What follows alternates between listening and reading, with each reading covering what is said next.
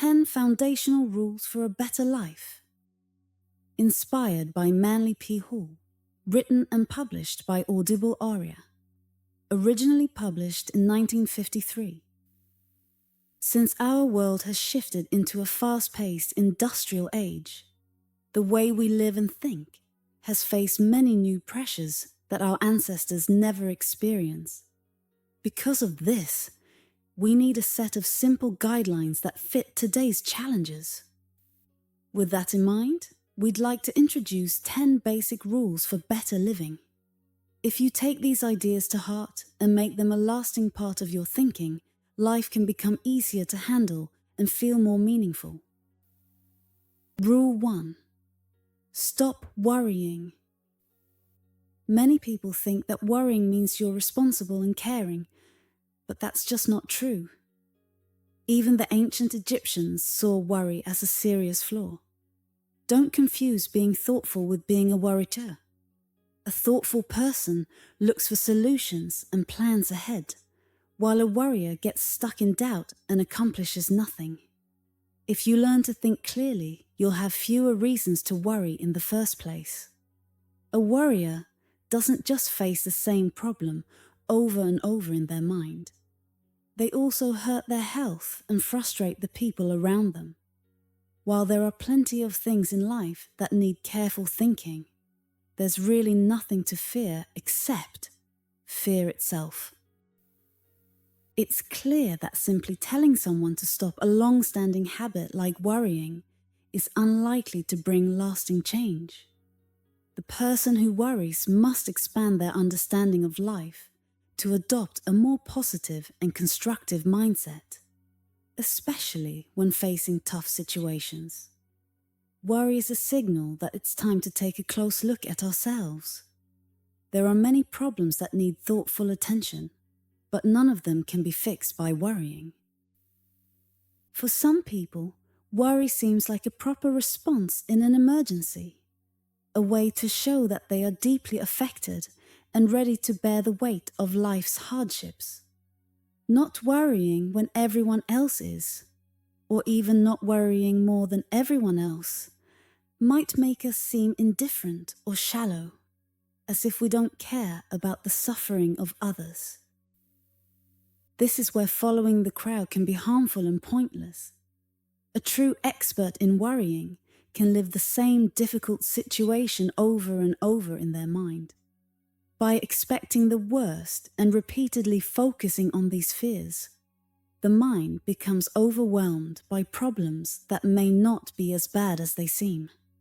This constant mental strain affects our mood, our health, and even our relationships with others.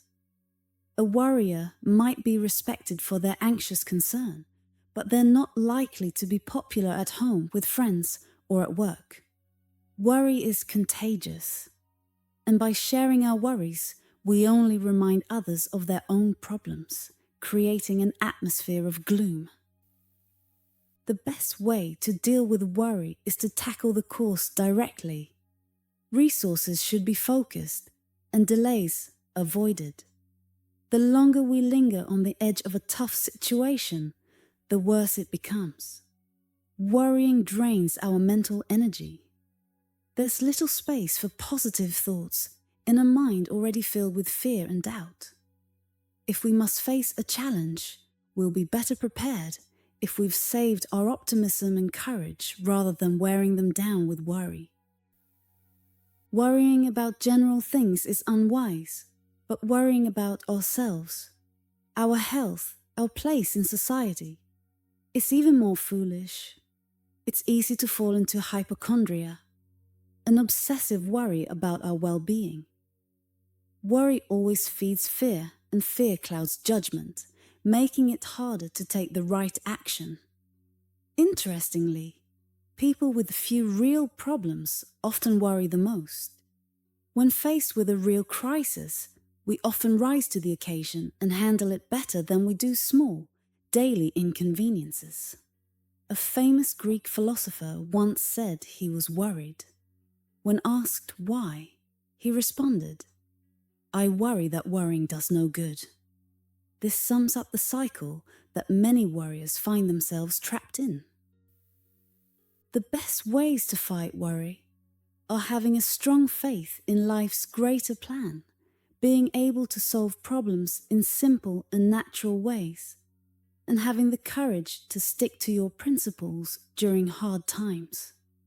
It's been said that the highest wisdom is knowing what to do next, and the highest courage is having the strength to do what needs to be done. If we can't find this inner integrity, we must understand that our future happiness and security depend on changing our habits and attitudes. If we want a better life, we need to stop spending time on less important things and start building the inner resources that will lead us to a fuller, more meaningful life. In this case, the old saying, "A word to the wise is sufficient," holds true. Think clearly and live clearly. Rule 2. Stop trying to dominate and possess your friends and relatives. Everyone wants to feel like they are in charge of their own life. Once we learn to respect others' right to live, pursue happiness, and follow their own dreams and goals, we can save ourselves a lot of energy. Trying to give advice that people ignore or reject only drains us. And trying to dominate others often leads to resistance and conflict. It's frustrating when others don't see things the way we do, but that's a natural part of life. Instead, keep your advice for yourself, or for those who ask for it and appreciate it. This way, everyone benefits, and relationships are healthier. There are 2 key points to consider here. First, trying to dominate and control others not only causes misery for those around us, but it also leads to personal unhappiness for the person trying to do the controlling. Those who are naturally selfish are often more concerned with their own discomfort than with the difficulties they cause others. Let's approach this from that angle. Anyone who can be dominated or possessed probably isn't worth trying to control in the first place. Real, strong people stand up for their rights and are ready to defend them, which leads to immediate conflict. This conflict can last for years, even a lifetime, with no real benefit to anyone involved. Those who want to dominate and control others quickly realize that they face organized opposition.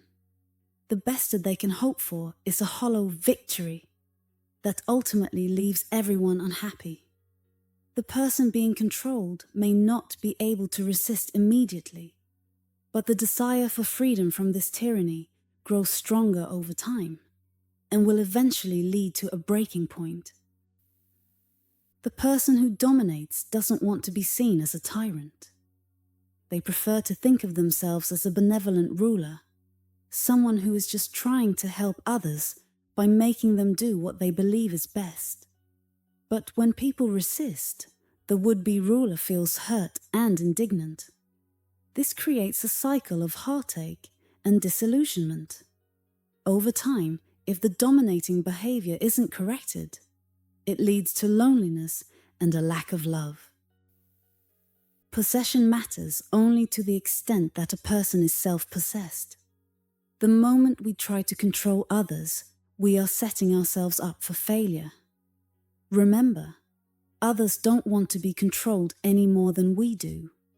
Possessive people often resent being controlled themselves.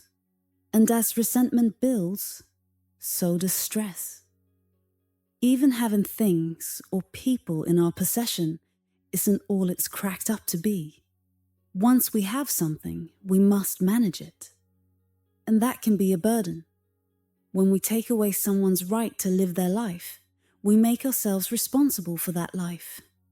If others follow our advice or submit to our control, we must be exceptionally wise and discerning. Most possessive people lack these qualities, and their lives are often poorly lived. They want others to recognize an authority that they've never proven to be legitimate, and that creates more resistance, which puts strain on both body and mind. When we truly want to help someone, we should take joy in helping them achieve what they want to do, not forcing them to do what we think is best. If their goals don't align with our values, they have the right to refuse our help. Even with children, they should not be dominated or over-controlled, while they should be guided and directed when necessary. Being overly possessive makes them weaker and less independent. If children are controlled too much, they either become demoralized or rebel. In this world, we truly possess what we are willing to release. Our relationships should be built on voluntary connections. Our friends should enjoy our company because we are genuinely friendly. And our relatives should value us for the qualities that naturally attract and hold their interest. We can't force people to respect or admire us. We must earn it through our actions. When we are self-possessed, we show others a positive example of how to live. People will seek us out because they want to learn from us and see what qualities we have that lead to a better life. If we are naturally friendly, kind, and just a bit impersonal, we will rarely find ourselves alone. We'll earn the respect and admiration of others, not through domination or possessiveness, but by simply being ourselves. Rule 3. Moderate ambition. It's easy to overlook the simple joys and blessings in life when we're constantly chasing far-off goals. Each person has their own unique abilities, and by recognizing and working with them, they can achieve personal stability and peace. However, if someone is always striving for things beyond their reach, they will never experience true happiness or satisfaction. Wise people see how uncontrolled ambition often leads to disaster, and instead choose a path of balance. You don't need to be famous to find happiness, and you don't have to be the most important person in your community to feel socially fulfilled. Ambitious people often pay too high a price for what they achieve, and they're often even more unhappy once they get it. Society teaches us that we must succeed and continuously improve our fortunes, often at the expense of our health and happiness. However, just because many people agree on a certain approach doesn't necessarily mean it's the best path. A closer look at the lives of successful individuals and their own accounts of what success has cost them reveals a powerful truth. It's all too possible to be an outstanding failure despite worldly success. Moderate ambition is necessary, as it provides the drive for personal growth and collective progress. However, the pursuit of success demands a significant amount of time, energy, and resources. Over time, the pressure of striving for success can cause us to sacrifice our well-being, mental and physical health, and the enjoyment of life's finer and more beautiful things. Take, for example, a gentleman I know who worked as an insurance executive. After 25 years of loyal service, his company awarded him a 3-month vacation in Europe. When he returned, a friend asked how he enjoyed one of the renowned art galleries in France. His response was immediate. "It's a bad insurance risk. No hydrant within half a mile, no sprinkler system, and the building is a fire trap." This story illustrates how the pursuit of success can warp our minds. When we focus too much on wealth and authority, we risk losing the ability to find joy or contentment in life. Many who accumulate wealth do so at the cost of enjoying life itself. For instance, one of the wealthiest men in the world used string for shoelaces because he could not bring himself to spend 10 cents. While many envied him for his wealth, few admired him, and no one truly loved him. Yet, his life was held up as a model of ambition to young aspiring economists who were told that if they worked as hard as he did, they too could be successful. Philosophy offers insight here. Philosophy, in its simplest form, is just organized common sense.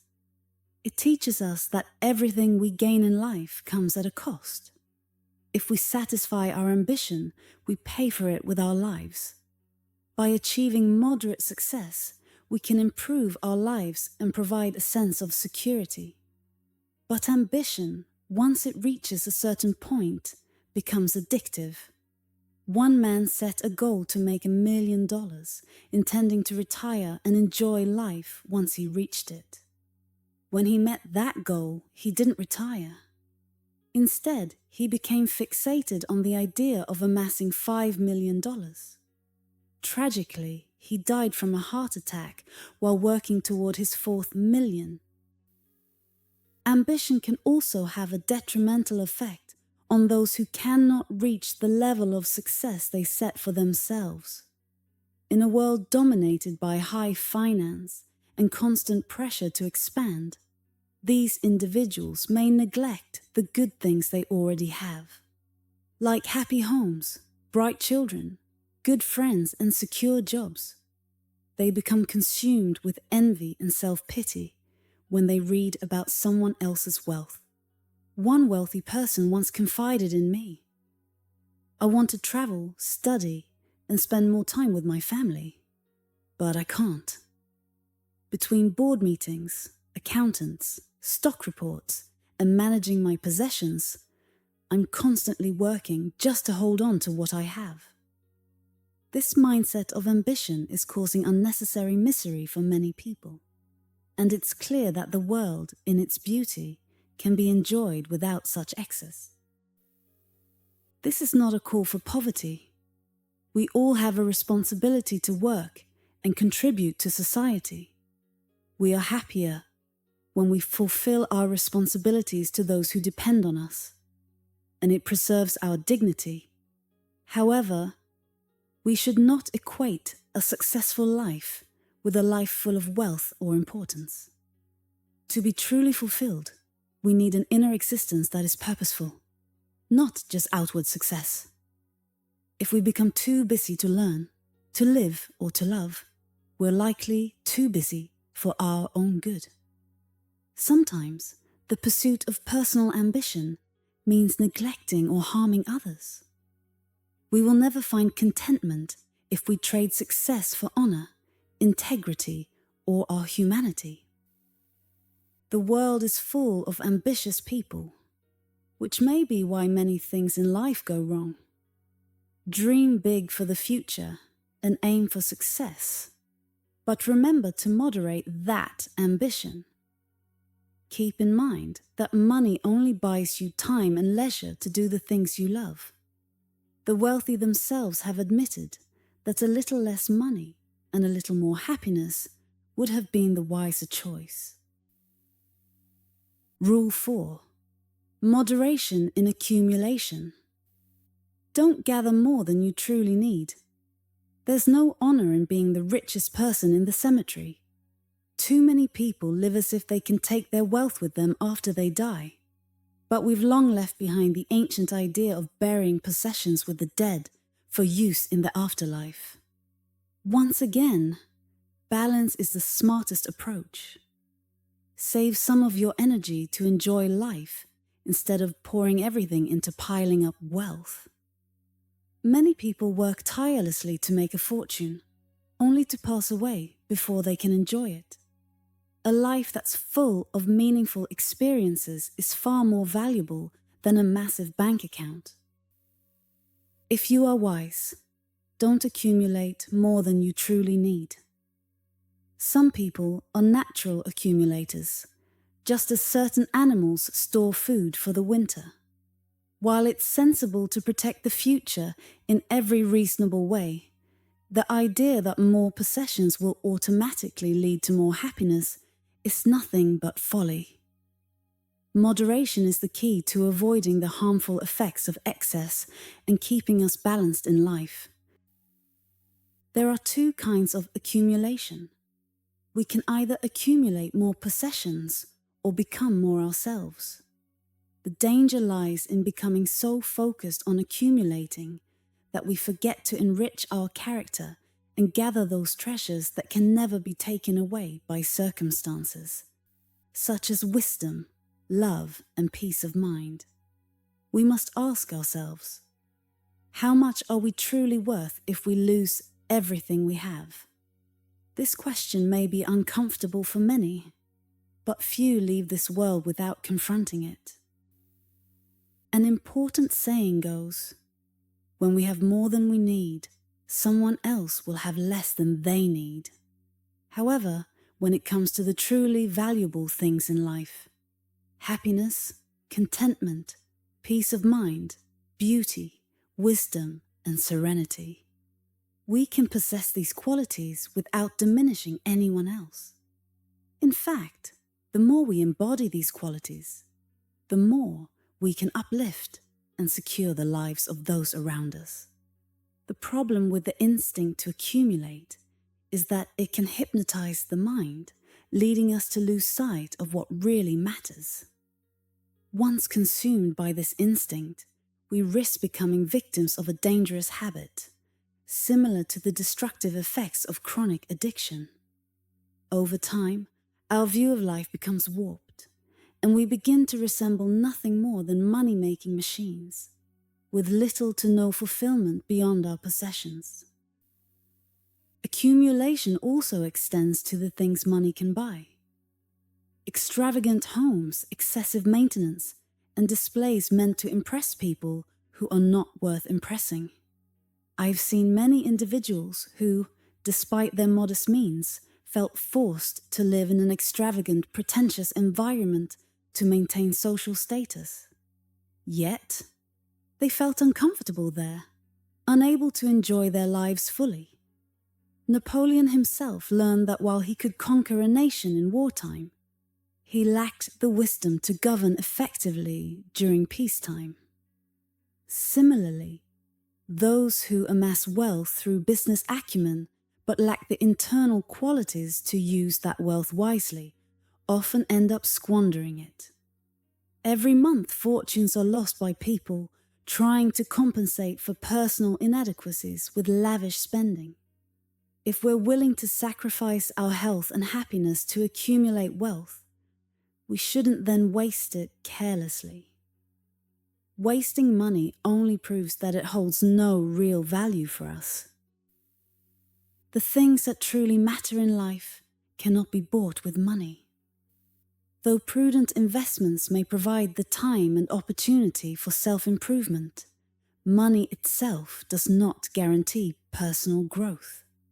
I recall a man who made a great deal of money and sent his daughter to an elite finishing school.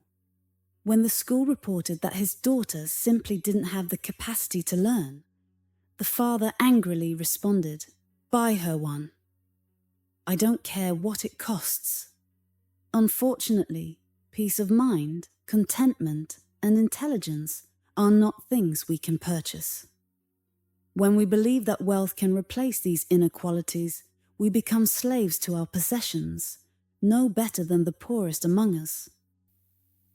Through work, we buy opportunity. The money we earn gives us the chance to improve ourselves and enrich our lives. But money is only valuable when we know how to use it to enrich our character. Socrates once said that if he wanted to curse a man, he would say, "Let your sons be extravagant." True contentment comes to those who are happy living moderately, knowing that happiness isn't found in excess, but in the appreciation of life's simple joys. Rule 5. Learn to relax. Constant tension is harmful, and the more stressed we are, the more likely we are to act foolishly. The old Buddhists even considered stupidity a serious fault, and stress often leads us in that direction. Nowadays, many people who pride themselves on being efficient are always on the brink of a nervous breakdown. This usually isn't caused by overwork itself, but by internal pressures they put on themselves. Some blame their jobs or the need to support demanding families. But the truth is, you'll do a better job and provide better support if you avoid pushing yourself to the point of collapse. Psychic exhaustion can hit at the worst possible time, and good health is essential when you need to perform at your best. If those around you don't see this, they might need some sensible advice themselves. I once received an insightful comment on this idea. You do not learn to relax. If you feel right inside, you are relaxed. While this is a meaningful perspective, the real challenge lies in how to feel right inside, especially in a world that often works against us feeling relaxed. The key is understanding that relaxation comes from a sense of internal security. We can't relax when we're overwhelmed by worry, fear, or irritation. One way to achieve this internal security is by shifting our focus from our familiar responsibilities and burdens to new, less stressful activities. This is where hobbies and interests outside of work become essential. In today's world, a person without a hobby risks developing a one-track mind, which can create more stress and less joy. The therapeutic value of hobbies is now widely recognized, and people under stress are encouraged to engage in them. Even if a hobby is expensive, it might still be cheaper than the doctor's bills that come from too much tension. Humans have an innate self-correcting instinct that urges us to balance our activities in order to protect our health. However, many of us resist this instinct because we believe that dividing our attention wastes time and resources. Yet, it's important to remember that a nervous breakdown can disrupt years of hard work, while proper relaxation can increase efficiency. In fact, the hobbies we pursue could even turn into profitable careers later on. Constantly focusing on problems may seem like a sign of sincerity, but it doesn't lead to true efficiency. While escape mechanisms are often sought in times of stress, many of them are neither constructive nor desirable. Therefore, it's essential to plan for recreation with the same care that we give to our work. The person who's forgotten how to enjoy a reasonable amount of rest and leisure has essentially forgotten how to live. As our physical demands increase, so does the need for rest. Few can truly rest by just sitting still. They can't simply announce, "I'm going to relax now." The better approach is to redirect attention to something enjoyable and engaging, allowing natural enthusiasm to relieve tension. Sometimes we end up working harder during vacations than when we're employed. It's crucial to remember that doing what others want us to do is work, while doing what we choose to do is play. A sound philosophy of life, along with the cultivation of artistic interests, helps counterbalance the heavier demands of work. As we grow older, it becomes easier to relax. Two types of people relax easily: the lazy and the learned. The lazy because they're indifferent to responsibility, and the learned because they know how to use leisure wisely. Leisure doesn't need to be wasted. It strengthens faculties that are often neglected and provides an outlet for emotions that may otherwise remain repressed. A man who plays golf, tennis, or joins a ski club isn't wasting time. He's allowing his physical body the opportunity to recover from the strain of work pressures. Relaxation is just as important as proper nutrition, enough sleep, and good ventilation. The Prophet Muhammad divided his day into 3 8-hour periods.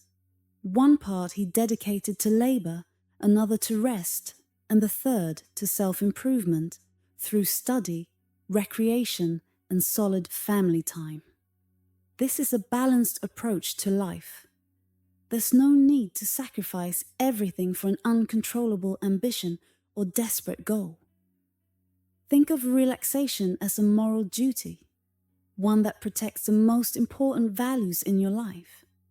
If you find that the moment you try to relax, you begin to fidget or feel restless, take this as a warning sign. You may already be in trouble, and unless you recognize the symptoms, your sense of normalcy could be at risk. Rule 6. Cultivate a sense of humor. Now, more than ever, we need to bring light and joy into the spaces we occupy. The more seriously we take ourselves and our responsibilities, the duller and heavier life becomes.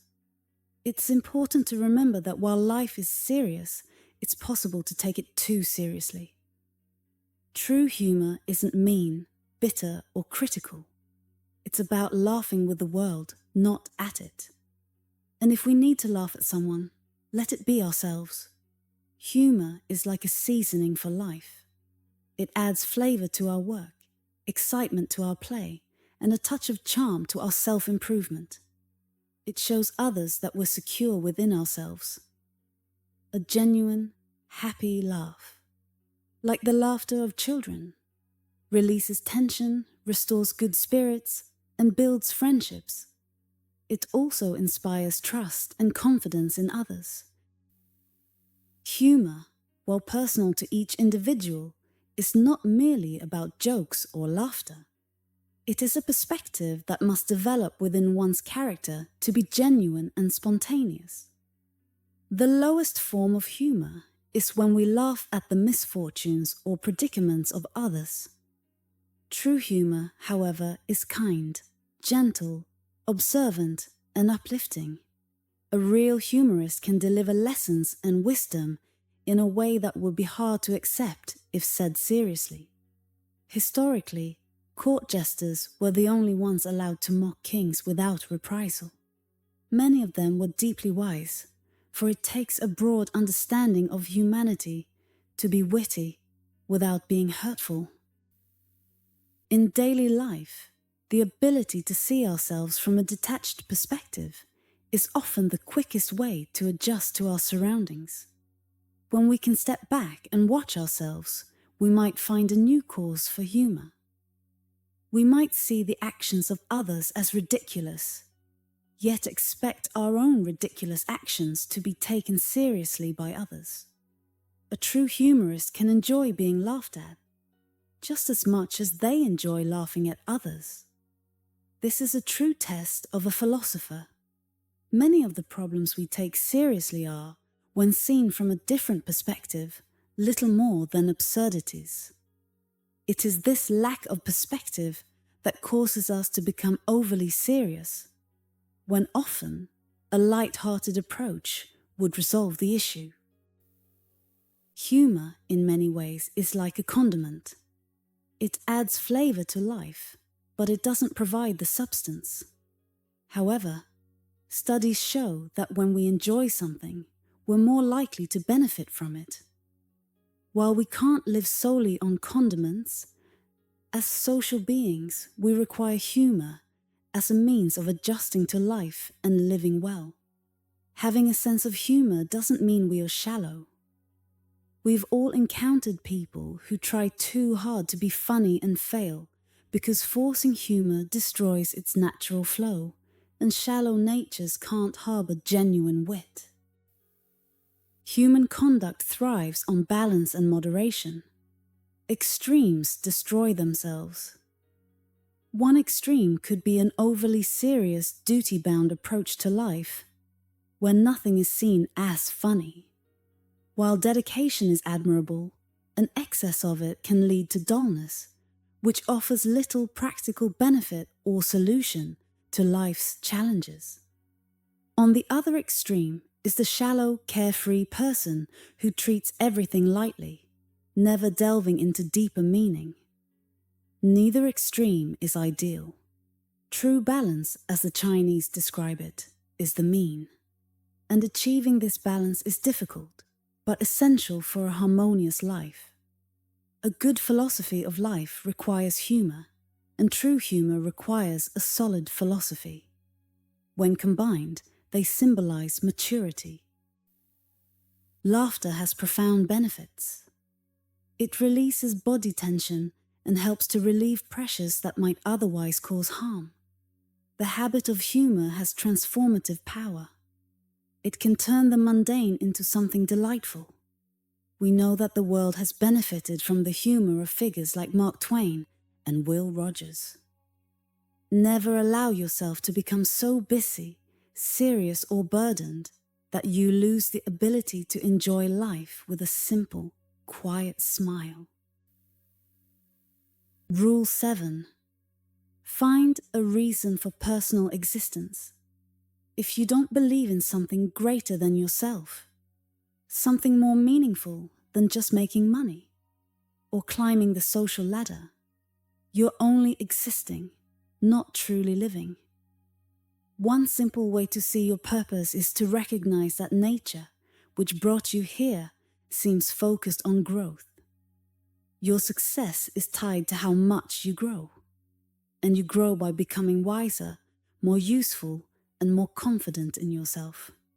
In essence, we live to learn, and through learning we discover how to truly live. Expand your perspective and take an interest in all that is good, beautiful, and meaningful. Music, art, great books, broad philosophies, and a simple faith in life can bring immense inner richness. Focus on strengthening your inner self, and everything on the outside will naturally improve. Our chances of achieving personality integration or a well-rounded and fulfilling life increase when we live each day with a main objective in mind. Simply put, we are more likely to succeed if we have a vision of what we want to accomplish. Great leaders across various fields, whether in business, art, science, or trade, have all emphasized that we must be driven by a strong, meaningful purpose to which we are willing to sacrifice lesser priorities. This is wise advice, but only if the purpose we pursue is truly valuable and significant. To live with purpose, we must first define that purpose. We cannot strive toward goals we do not understand or appreciate. The more knowledgeable and wise a person is, the better the plan they will create to guide their life. In these uncertain times, it is unwise to put all our hopes in physical things or material achievements. We might build a business that eventually falters, or gain a social position that crumbles in the face of economic upheaval. At some point, we will all face the question, what would I be worth if I lost everything I have? The answer is clear. Regardless of external possessions, our worth lies in who we are as individuals. Modern society provides us with extraordinary opportunities for personal growth. The collective wisdom of countless generations is available to us, and the noblest ideals and visions of past eras are part of our inheritance. Most importantly, our way of life grants us the privilege of inner growth. Our minds and hearts are free to explore, think, and speak according to our own convictions. This freedom to grow is fundamental to our well-being, and it holds the key to many of the problems we face in life. Problems cannot be avoided by denial or evasion. They require action and resolution. The only permanent solution to a critical situation is to outgrow it. Once we become larger than the problem, it disappears and cannot return. However, if we try to run away from a problem, it will keep coming back, often more intensely. Thus, making growth our reason for living is a wise choice. Let us dedicate ourselves to mastering the skills and abilities necessary to perform our work well, free from fear or worry. As we grow, our understanding deepens. bringing new dimensions to even the simplest activities. Life becomes more beautiful as we come to understand it, and we experience true joy in doing things well as our self-confidence grows. Most people have many problems, large and small, immediate and distant, reasonable and unreasonable. Trying to solve each problem individually would be an overwhelming task and leave little time for other important aspects of life. Therefore, it makes sense to seek a broader solution that addresses multiple uncertainties at once. This means asking ourselves, what is the common cause of my unhappiness? Why does this make me unhappy one day, and that the next? Why does nearly everything make me unhappy? It's often easier to shift our perspective and adopt a more constructive attitude, which in turn helps us address many problems at once, rather than tackling each one in isolation. A wise man once said, "Change yourself, and you change everything." Problems cannot exist in a life that has clarified its own purpose. While there will always be work to do, it will be purposeful and meaningful. Wisdom does not mean freedom from adversity, as even the wisest among us are not immune to challenges. However, a little wisdom helps us avoid creating new problems and gives us the courage and patience to face unavoidable difficulties with hope. Rule 8. Never intentionally harm any other person. Never intentionally harm anyone. Don't return evil for good or evil for evil in words or actions. Clear negative and destructive thoughts and emotions from your mind, or they will only bring you misery in the end. When we look around, we see the tragic effects of people and nations holding on to grudges or seeking revenge. Living a harmless life protects us from many of the harsh realities that life can bring. Holding on to critical attitudes and memories of past wrongs only lowers our effectiveness in the present and harms our health. Even selfish people understand that holding a grudge is a burden they can't afford. While the unselfish don't let grudges build up because they know it's better for them and believe in a better way of living. The 8th rule reminds us to always treat others with kindness and to avoid causing harm. In a world where competition can sometimes encourage ruthlessness, it's important to remember that such behavior doesn't yield true success or happiness. Those who sow discord will only reap more of the same. No matter how many friends we have, we can never afford to make unnecessary enemies. If society continues to operate on the law of the jungle, it will never achieve its true potential. There are moments when we feel tempted to retaliate, to return evil for evil. However, living by this mindset means we can never achieve personal happiness or security. Compromise in life is often necessary. But to live only by compromise means we end up living in a state of continual concession. If we know deep down that our actions have been less than honorable, it will be difficult to maintain our dignity. Many successful careers will not withstand close examination. Some fortunes have been made at the expense of others, and in those quiet moments of reflection, the weight of such actions can be heavy. Nature operates by laws that cannot be broken without consequence. The code we live by will either build us up, or, in the end, cause our downfall.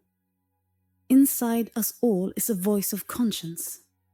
Though its nature may be debated, there's no denying that it speaks to us in quiet moments. To go against our conscience is to disrupt our mental balance, emotional integrity, and even our physical health. True well-being cannot exist if we are constantly troubled by our own conduct. If we live without a guiding philosophy, We may believe that we can act as we please, regardless of the consequences. However, a life without a philosophy is a life already in need of healing. Repentance is something no one can escape, and at some point, most of us will face the regret of our past actions. It's wiser to approach life in a way that allows our mistakes to be those of judgment rather than errors of the heart. If we must choose between sacrificing some personal ambition or causing harm to another, let us choose unselfishness. Kindness and generosity build us up, creating new strength and resources to move forward in life honorably. There's a tendency within many of us to respond with unkindness when we feel hurt or frustrated. We may justify our behavior by pointing to the wrongs others have done to us. Yet, there is no excuse for actions that are beneath our humanity. Cooperation and honesty, on the other hand, always yield positive results.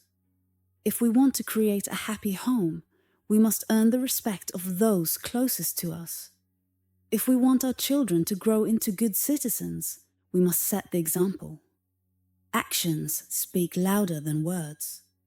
Preaching honesty while practicing dishonesty is counterproductive. Those who follow us will likely mirror our behavior, especially if they see it consistently. If we want to experience the simple joys of life and look forward to a fulfilling and peaceful end, we must earn the respect and love of those who know us best. Happiness cannot be pursued directly. It is a byproduct of living a good life. If we live according to principles of integrity and kindness, those principles will eventually reward us. However, this truth is often realized too late, after the years of harvest have passed. Regret is unproductive, for it cannot undo the damage done. Therefore, just as we follow a program to maintain our physical health, we must also develop a plan for the well-being of our mind and emotions. If we resolve early on to live with integrity, accepting only what we've earned, we will know contentment in the later years of life. Rule 9. Beware of anger and righteous indignation. Beware of anger. When we let bad temper take over, we lose control of ourselves. In just a moment of anger, we can create problems that may take years to fix. Why waste time trying to fix mistakes we made in anger? If we disapprove of something, we should express it calmly and clearly, and remember not to correct others if we have made the same mistake ourselves. A short temper is a big problem, whether at work or at home. It's not helpful to say we can't control our anger. That's just admitting we've lost control over ourselves. If we're upset by others' unkindness or the general frustration of this time, let's make sure we aren't contributing to the irritation ourselves. The destructive power of anger and righteous indignation. Both can significantly damage our character and disposition. Anger is a loss of self-control, a surge of resentment that leads to hasty words and actions. While it's easy for quick-tempered individuals to become angry, the emotions may fade quickly, but the consequences can linger. Some people justify occasional outbursts, believing they are a form of healthy expression. However, when temper flares often, especially over trivial matters, it reveals an underlying habit rather than a constructive release of frustration. Anger, like worry, can become habitual. The emotions that trigger anger can be redirected and retrained. People who frequently lose their temper often don't realize how much they harm their relationships and how they degrade themselves. Anger distorts our image, both in our own eyes and in the eyes of others. When children throw temper tantrums, one method to show them the impact of their anger is to place them in front of a mirror. Upon seeing their own angry face, they recognize how it distorts their appearance and manner. Likewise, an adult's angry outburst can be just as harmful to one's self-image. While some may argue that an angry person is simply expressing their true feelings, this view is flawed. We are not angry all the time, and our true nature is revealed when we are calm, balanced, and thoughtful. Not when we are consumed by emotion. When anger takes over, we risk losing control over our words and actions. We may reject advice and become more combative. The words we speak in anger are powerful and can leave lasting impressions. The damage caused by a few moments of intense emotion can take years to repair, wasting valuable energy that could have been better spent. Even when we feel justified in our anger, it's essential to consider how we respond. Righteous indignation can easily lead to more anger and fuel conflict. If we want to correct wrongs, we must avoid adopting the same negative behaviors we criticize in others. It's a proven fact that two wrongs don't make a right. Often, they only double the damage. When faced with righteous indignation, it's crucial to remain calm and balanced. If we can keep our composure in difficult situations, we demonstrate true mastery. The loss of another's temper does not justify continuing the conflict. We always have the option to leave a situation with dignity, without becoming emotionally entangled. Modern life is filled with psychological pressures, and we must guard our conduct more carefully than ever. Emotional outbursts waste resources that are precious and hard to replenish. Why spend time and energy improving our physical health with vitamins, minerals, and modern remedies, only to undermine our well-being with destructive emotional outbursts? If we want to live long, fulfilling lives, we must focus on developing patience and self-control. Anger can have serious physical consequences, sometimes even fatal ones. A good disposition leads to a good life, and in many cases, the love and respect we receive from others are worth the effort of maintaining that self-control. Rule 10. Never blame others for your mistakes. And finally, the most important point. Never blame others for our own mistakes. It's not necessary. Each of us has the ability to make mistakes and choose poorly. The real reason we get into trouble is because we haven't made good use of the talents and abilities we were born with. Others can only hurt us when our inner strength isn't strong enough to handle challenges. Instead of resenting bad luck or making excuses for our weaknesses, we need to face reality. Either we are strong enough to solve the problem with wisdom, or the problem is bigger than we are, and the only way forward is to build our own strength. Our unhappiness isn't caused by others. It's up to each person to find their own peace of mind. And as the Arabian Nights wisely says, happiness must be earned. It's hard to respect someone who refuses to acknowledge their faults, as this person often comes across as self-centered and egotistical. While it's understandable to make mistakes, repeatedly making the same error is a sign of a lack of wisdom. It's easy to shift blame onto external factors. Corrupt politics, unstable world affairs, or the ignorance of others. This mentality allows us to remain innocent in our own eyes, but it's a false comfort that hinders personal growth. Acknowledging our mistakes is the first step toward correcting them. If we refuse to accept responsibility, we can never improve or learn from our experiences. The reality is, most of the time, the problems we face are self-inflicted. While the reasons for our troubles may not always be clear, it's far better to assume that we are the cause and, therefore, have the power to fix things. To believe otherwise, that we live in a dishonest universe, is a dangerous mindset that leads to stagnation. We all have the ability to build a successful future, but we also have the potential to create a difficult one. So, whenever something goes wrong, the first question we should ask is, what part did I play in this? This process requires our honesty.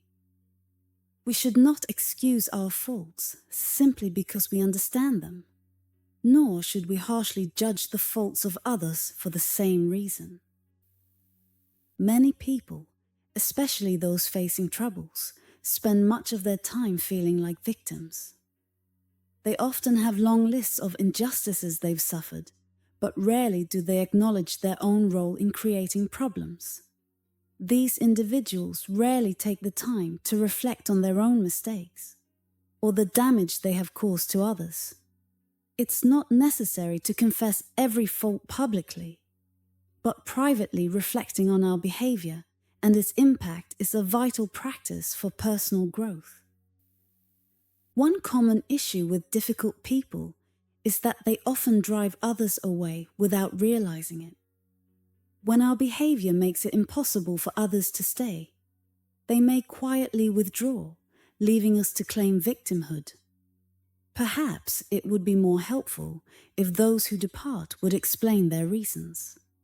This feedback could serve as an important catalyst for self-improvement, providing a clearer path toward change. Mistakes are valuable only when we learn from them. There is a common belief that as we age, we automatically gain wisdom. However, experience alone doesn't make us wise.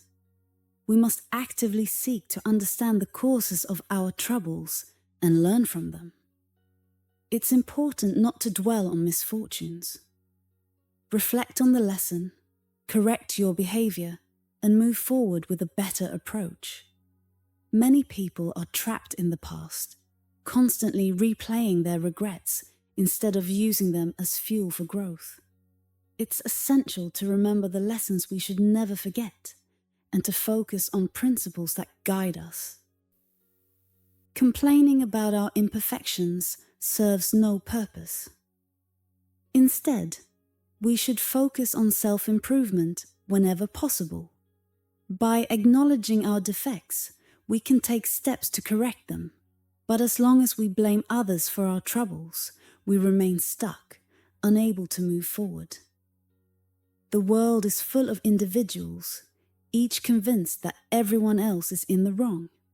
However, we must face the truth. We cannot always be right, and we cannot always be in trouble. Understanding this helps us grow. These lessons, born from experience, capture the essence of good living. I hope they serve as a helpful guide in your own journey. Thank you for listening.